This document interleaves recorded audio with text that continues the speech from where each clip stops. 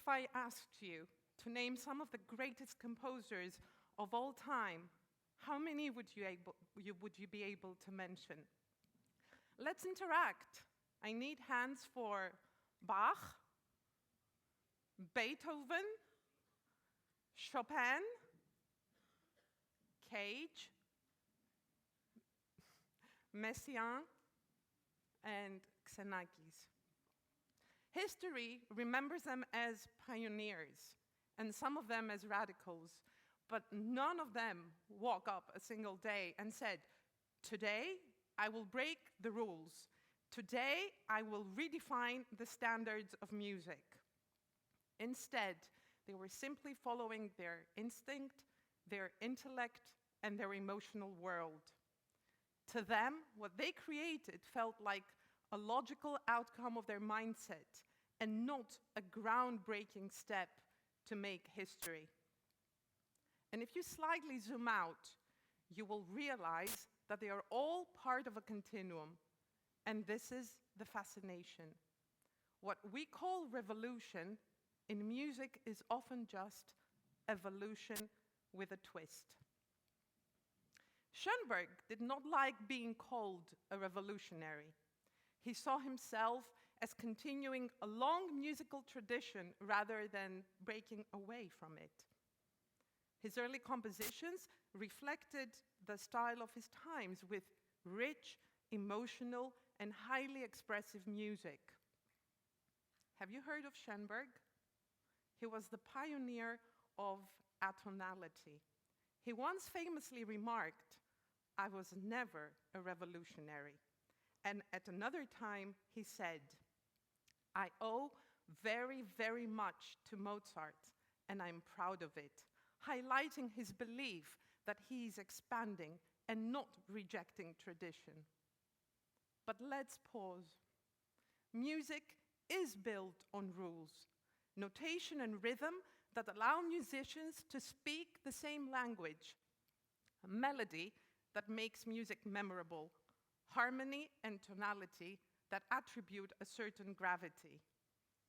If a piece does not comply with the established canon, we assume that it breaks the rules, or doesn't it? Did these composers and so many more that are not listed here follow the rules? They absolutely did. Did they break them? They absolutely did. But who broke them first? Was it one visionary, or was it a slower process, a gradual process driven by society? A few centuries before Bach, there was no standard notation system. Music was mainly transmitted orally, and even though ancient cultures attempted to create their own systems, they mainly used symbols and did not reflect the musical text with accuracy and precision. Interpretation highly relied on improvisation, and a need for some standardization arose in the Middle Ages. When the staff was introduced, a set of lines and spaces, music could be written down with precision, not just remembered, not just passed by ear, but preserved, shared across distances, and carried through time. And once you can write music down, everything changes. Music starts to become more complex, more structured. Rhythm, which once flowed freely, is now fixed. Harmony enters the picture.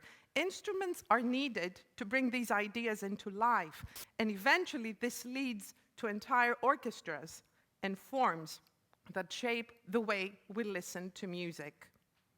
You get tiny, intimate pieces like a 1-minute prelude by Chopin. And the other extreme, you get massive works like the 3-4 hours of the music dramas by Wagner. Now, here's the surprising part. This system we often think of as classical music isn't that old. Since the Middle Ages, and for around 400 years, this was the standard, the rule book, which meant that anyone who stepped outside it, anyone who bent the rhythm, anyone who broke harmonic expectation, anyone who reshaped melody or form, was seen as a revolutionary, a radical, a rule breaker. Think about planting a seed. At first, nothing happens. Then, a small shoot appears. Branches grow, leaves grow, flowers blossom, and eventually, they bear fruit. Some of that fruit is harvested and enjoyed. Some falls back to the ground, and seeds grow new trees. The cycle continues, season after season, generation after generation. A few days ago, I visited an ancient forest in London. The trees were nearly 2,000 years old. Their trunks were massive, and the branches stretched into different directions, but they were still alive, still growing. The wind carried their seeds beyond the forest, where new trees took root, and the cycle began again. Music evolves in much the same way. A musical system begins with a simple idea. Over time, it grows, it branches out, and gives rise to new possibilities. Some ideas flourish for centuries, others fade away. Some inspire entirely new traditions. Each generation inherits what came before, reshapes it, and leaves behind seeds for the next. Musical history is not a straight line. It is a living forest, constantly growing, expanding, and renewing itself. A composer, a friend of mine, recently wrote a piece for solo piano in which he requires that the performer installs screws in the strings. Is that an unexpected turn, or should we better consider it as a renewal? Music is not created in isolation. It is a reflection of society. It is culture made audible. The composer becomes a voice, Bach's voice, Beethoven's voice, but what they express is inseparable from the world around them. Who is Schoenberg, if not someone expanding tonality? What are graphic scores, if not expanding notation? What is Cage's silence, if not expanding our definition of sound? Is that breaking the rules? Or is it extending a previous idea beyond its limits? Now, let me ask you a more uncomfortable question. Who sets the rules? And which rules are we even talking about? Much of what I've described so far belongs to what we label Western music, a system of notation, tuning, and structure that became internationally standardized. It allowed musicians across countries to read, write, and perform the same works. That system created accessibility and a shared understanding, and thus preservation of music.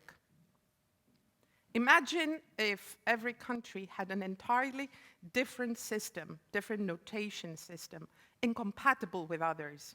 Musical exchange would be nearly impossible. So yes, a shared framework was necessary. But here is the paradox. Cultures already had their own sophisticated musical systems. Highly developed theories of pitch, rhythm, and structure existed long before ABC dominated. But because they did not conform to the well-tempered tuning system, they were characterized as non-Western, not inferior, just local.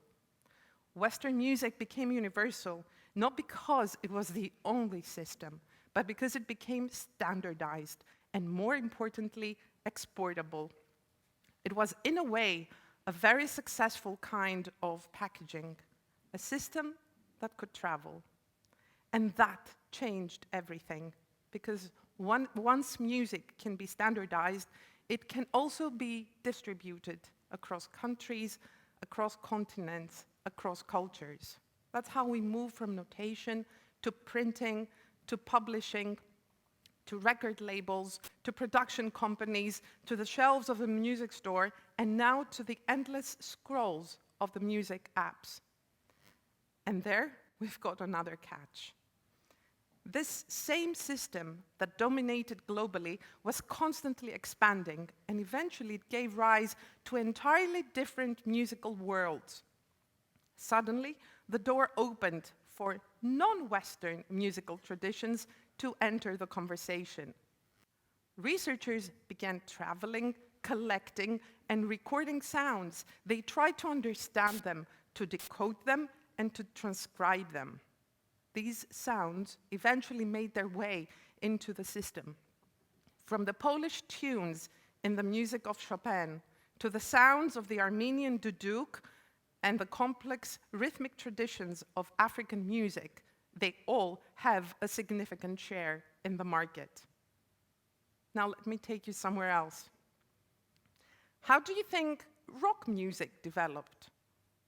We often tell a very simple story. Blues meets rhythm, meets youth culture, and boom, rock. But what if that's only part of the story? Last semester, one of my students wrote a fascinating research paper, and their argument was bold.